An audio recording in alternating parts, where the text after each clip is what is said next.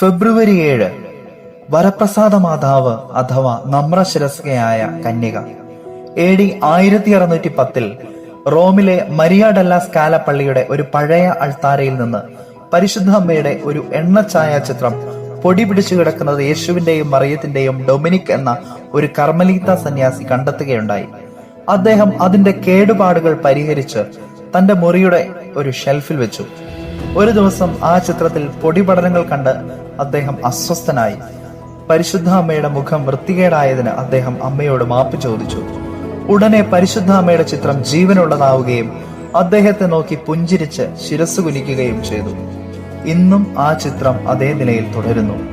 പിന്നീട് പരിശുദ്ധ അമ്മ അദ്ദേഹത്തോട് ഇങ്ങനെ പറഞ്ഞു: ഈ ചിത്രത്തിൽ എന്നെ ഭക്തിപൂർവ്വം വണങ്ങുകയും എന്നിൽ അഭയം പ്രാപിക്കുകയും ചെയ്യുന്ന എല്ലാവരുടെയും അപേക്ഷകൾ നിറവേറ്റപ്പെടും. ഞാൻ അവർക്ക് ധാരാളം കൃപകൾ വാങ്ങിക്കൊടുക്കും. പ്രത്യേകിച്ച് ശുദ്ധീകരണ സ്ഥലത്തെ ആത്മാക്കളുടെ ആശ്വാസത്തിനും മോചനത്തിനും വേണ്ടിയുള്ള അവരുടെ പ്രാർത്ഥനകൾ ഞാൻ കേൾക്കും.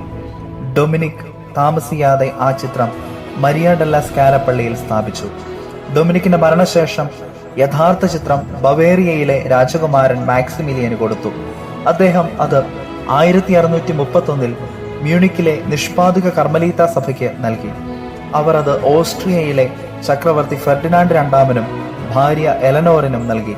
ഫെർഡിനാൻഡിന്റെ മരണശേഷം എലനോർ വിയന്നയിലെ കർമ്മലീത്ത മഠത്തിൽ പ്രവേശിക്കുകയും പരിശുദ്ധ അമ്മയുടെ ചിത്രം കൂടെ കൊണ്ടുപോവുകയും ചെയ്തു. ഇന്ന് അത് വിയന്ന ഡൊബ്ലിംഗിലെ മഠത്തിന്റെ പള്ളിയിലാണ്. 1931 സെപ്റ്റംബർ 27 പിയൂസ് 11 മാർപ്പാപ്പ ഈ ചിത്രത്തിന് കിരീടധാരണം നടത്തി. നമുക്കും വരപ്രസാദ മാതാവിന്റെ മാധ്യസ്ഥ്യം തേടി പ്രാർത്ഥിക്കാം.